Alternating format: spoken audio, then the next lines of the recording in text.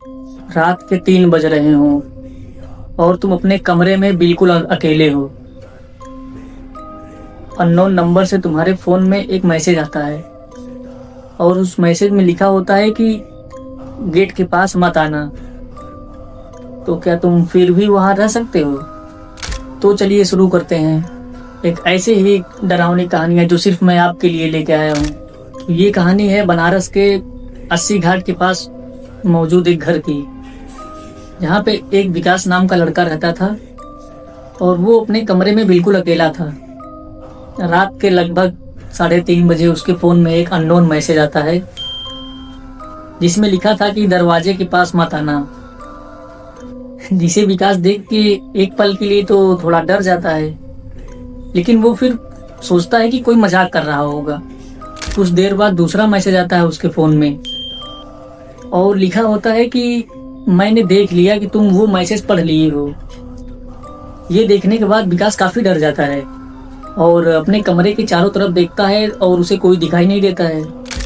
लेकिन कुछ देर बाद जब विकास के फ़ोन में तीसरा मैसेज आता है तो वो पढ़ के विकास की दिल की धड़कन और तेज हो जाती है। आखिर क्या लिखा था उस मैसेज में?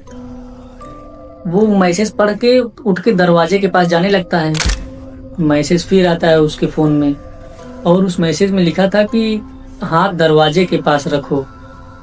जिसे देख विकास डर जाता है काफ़ी और वो अपना हाथ दरवाजे के ऊपर रखा रहता है। तभी कुछ देर बाद दरवाजे के आगे से कुछ घसीटने की आवाज़ आने लगती है, जिसे विकास सुन के काफ़ी ज़्यादा डर जाता है। जब विकास के पास आखिरी मैसेज आता है और उस मैसेज में ये लिखा है कि पीछे मत देखना, अगर तुम पीछे देखोगे तो मैं तुम्हारे पास आ जाऊंगा। जिसे देख के विकास का शरीर एकदम पसीने से लथपथ हो जाता है, लेकिन वो अपने आप को कंट्रोल नहीं कर पाता है।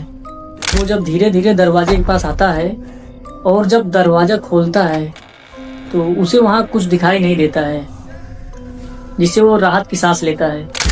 और तभी फ़ोन फिर बजता है और इस बार की मैसेज में लिखा ये होता है कि तुम्हें पीछे नहीं, तुम्हें नीचे देखना चाहिए था।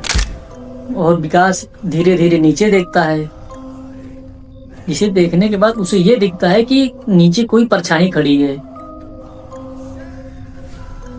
जो उसी की तरफ चली आ रही है। कहते हैं ना कि जो चीज़ तुम्हें देखने से रोकती है असल में वो तुम्हारे सबसे करीब होती है। उसकी जगह अगर तुम होते तो क्या करते? पीछे देखते? कमेंट में ज़रूर बताना और चैनल को फॉलो कर लो ताकि ऐसी ही हॉरर स्टोरी आप तक पहुंचती रहे।